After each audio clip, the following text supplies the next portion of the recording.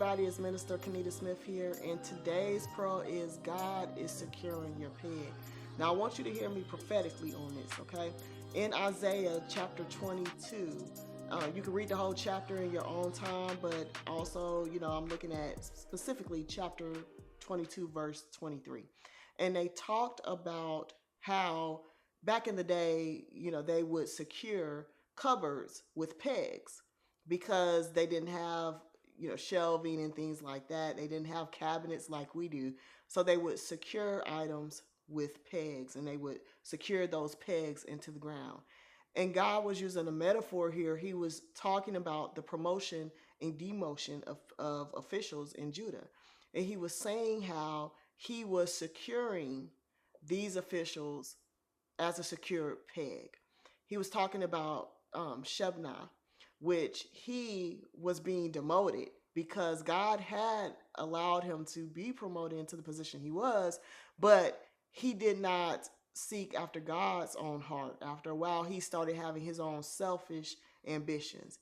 And so God was saying that he was going to remove him and put someone else in position, a man named Eliakim.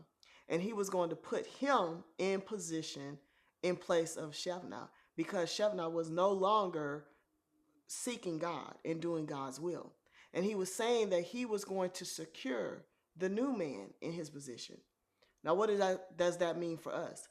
God is changing the guards in this season. We've already started to see him removing those that have been in high positions in the kingdom, and he's replacing them with people after his own heart.